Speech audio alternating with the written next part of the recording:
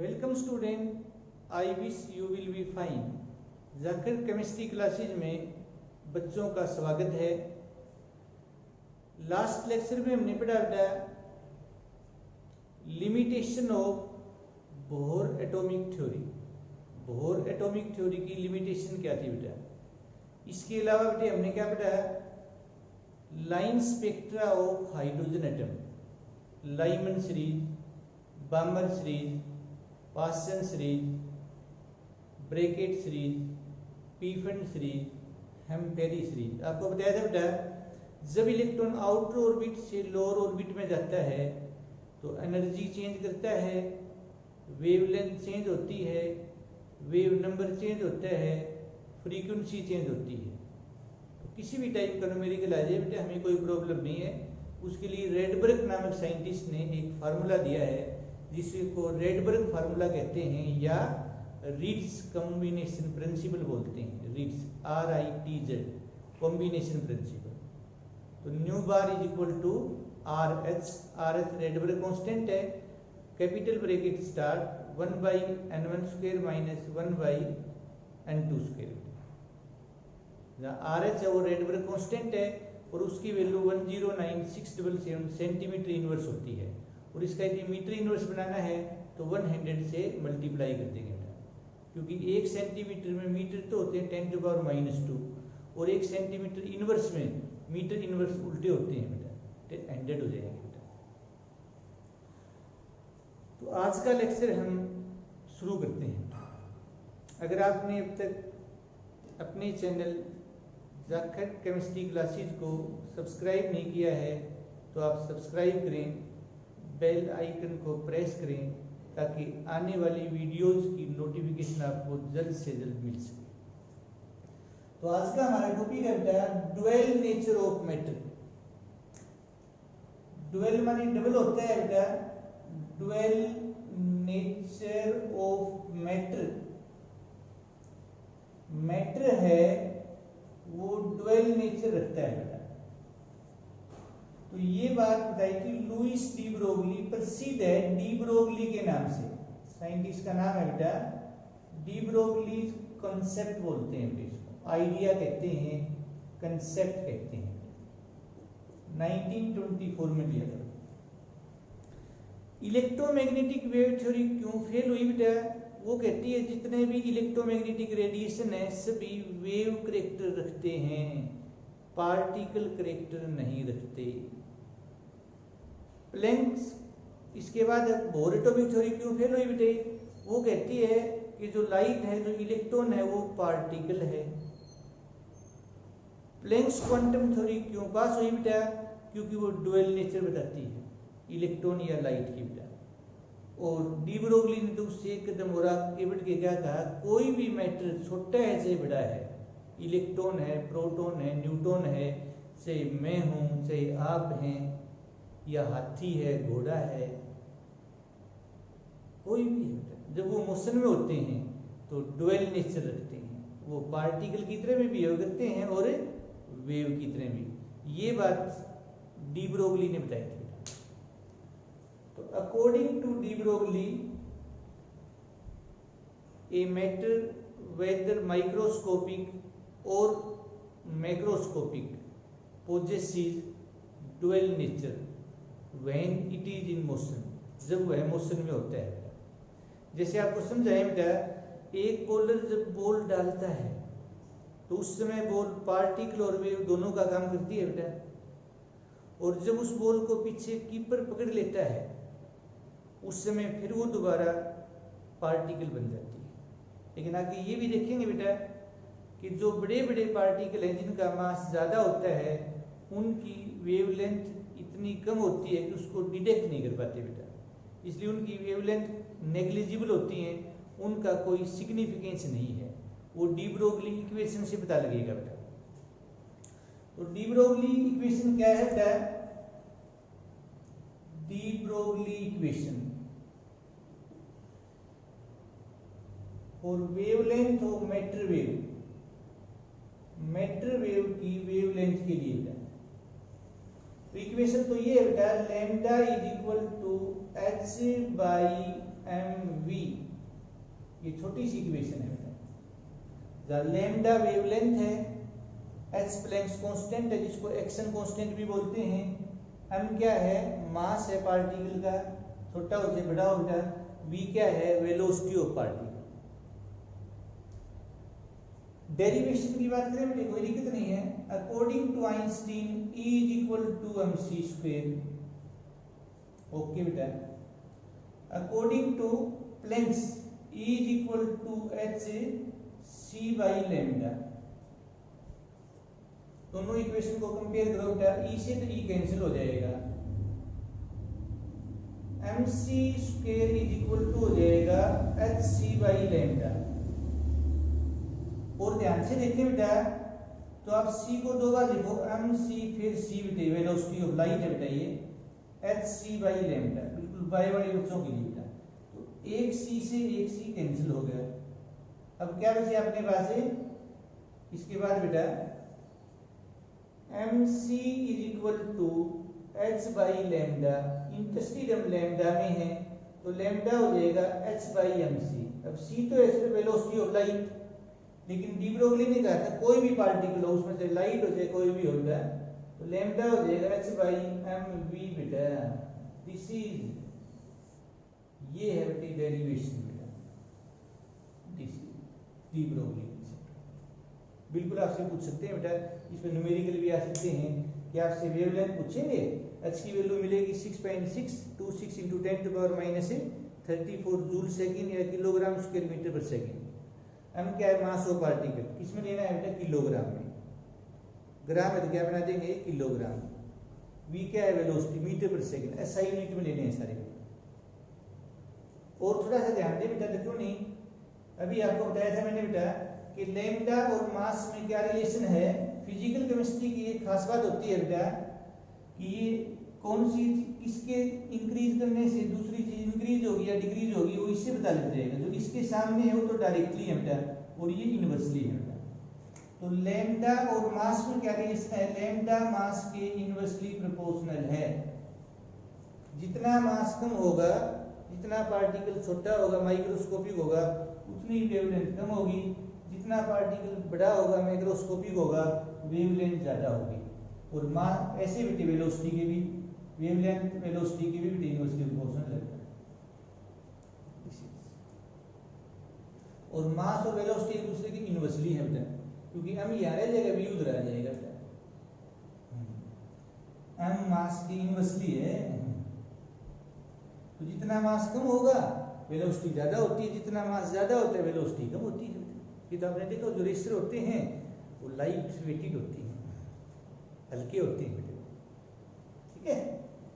तो this is, और थोड़ा ध्यान दे बेटा, तो क्यों नहीं, m इन मास इनटू वेलोसिटी मोमेंटम होता है। मोमेंटम बोले तो बेटा लीनियर मोमेंटम, तो ये आ जाएगा बेटा भी एक इक्वेशन और आगे बेटा, क्योंकि मास इनटू वेलोसिटी बराबर मोमेंटम का मतलब लीनियर मोमेंटम बेटा।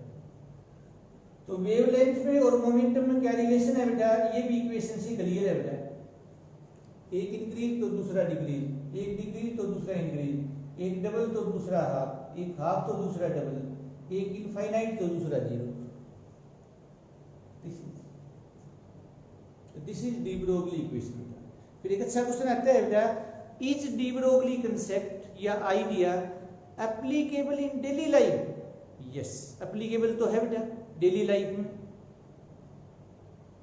वैसे डेली लाइफ में हमारा कंसर्न किससे होता है, बड़े बड़े ऑब्जेक्ट से होता है। डेली लाइफ में हम क्या देखते हैं, डॉगी देखते हैं, कैट देखते हैं, रैट देखते हैं, और क्या देखते हैं, एलिफेंट देखते हैं, और डंकी देखते हैं, मंकी देखते हैं, अपने आप को देखते हैं, दूसरों को देखते हैं, सभी को चलते हुए जैसे।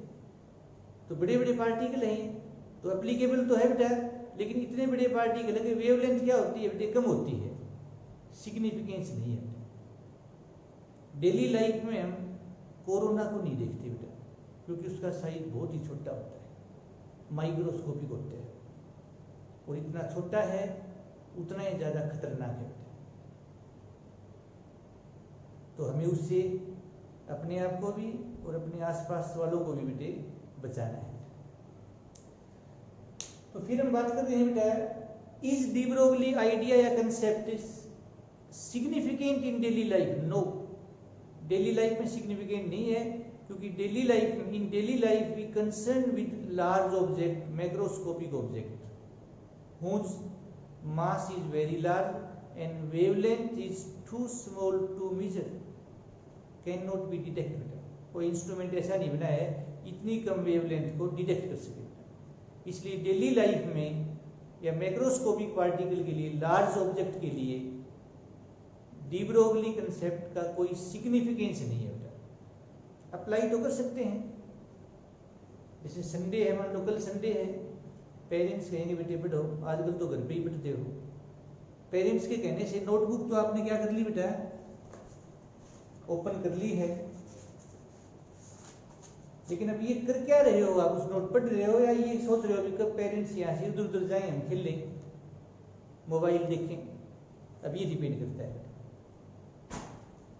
तो अप्लीकेबल बात अलग है, सिग्निफिकेंस अप्लाई करना तो फॉर्म अप्लाई कर दिया, तैयारी की नहीं बेटा, क्या फायदा होगा?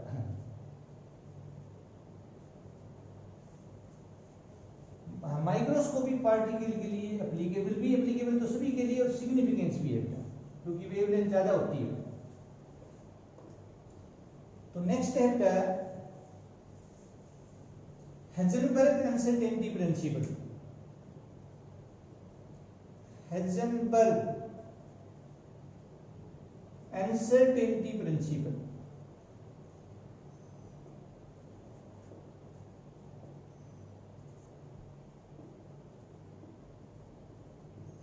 इसको खाली अनसर्टेनिटी प्रिंसिपल भी बोलते हैं। एक नाम और है जो अपनी बुक में नहीं है, प्रिंसिपल ऑफ इनडिटरमिनेंसी।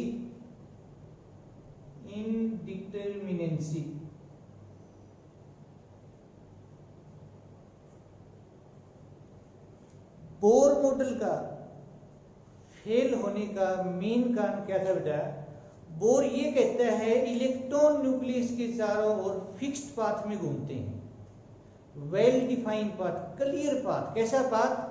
जैसे मैं घूम रहा हूं बेटा, आप घूम रहे हैं, जैसे शिवाजी रोड है, कोई वहां कोई व्यक्ति घूम रहा है, महाराणा प्रताप रोड है, वहां कोई घूम रहा है। वेल डिफाइंड पाथ जिसकी हम पोजीशन भी देख सकें और मोमेंटम या वेलोसिटी भी देख सकें बेटा एक साथ। जबकि हमें पता है इलेक्ट्रॉन की पोजीशन और मोमेंटम एक साथ आज तक कोई नहीं देख पाया है।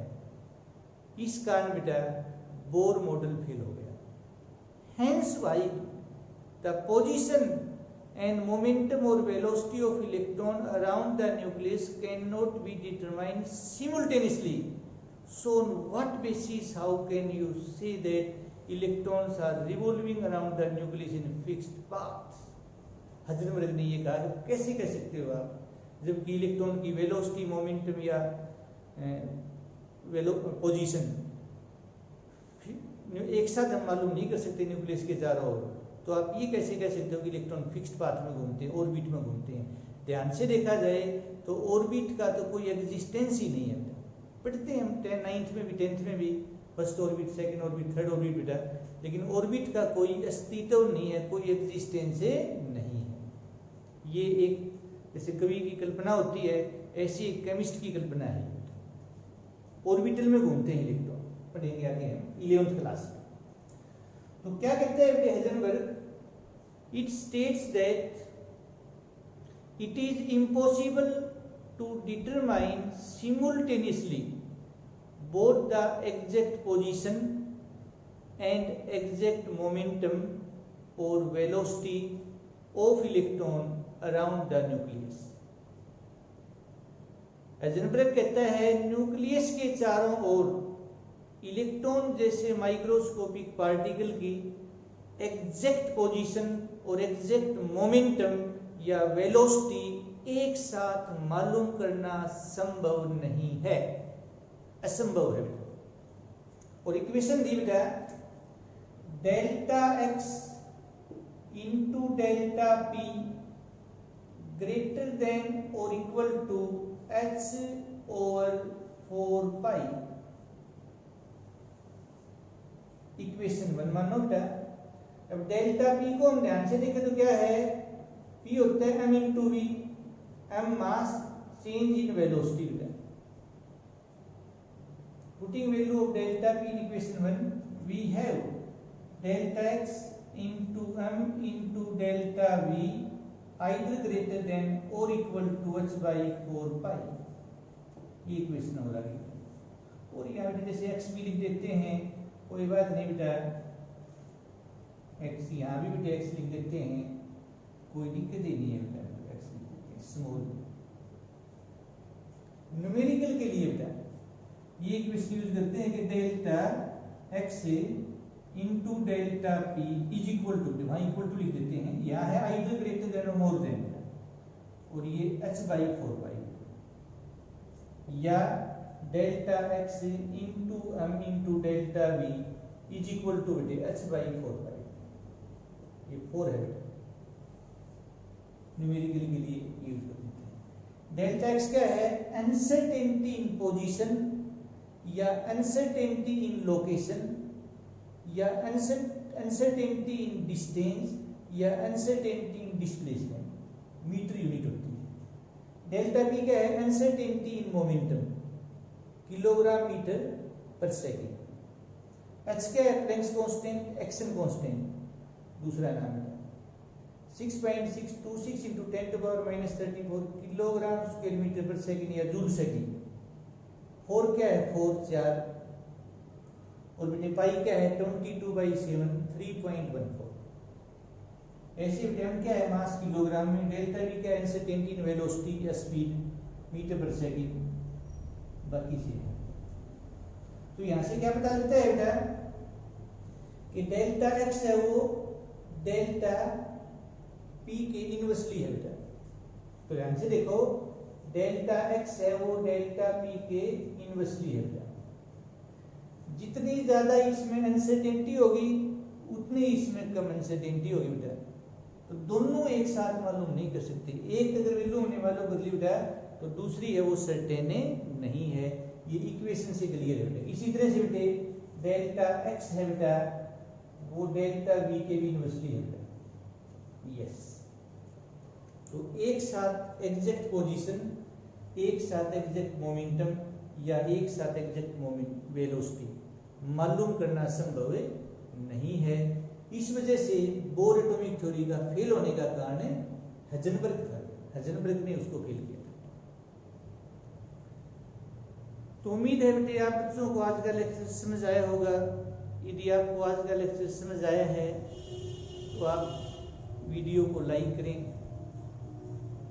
वीडियो को अपने फ्रेंड्स में ज़रूर शेयर करें, और आपकी कोई भी केमिस्ट्री की प्रॉब्लम है कमेंट बॉक्स में कमेंट करें। Thank you and have a nice day.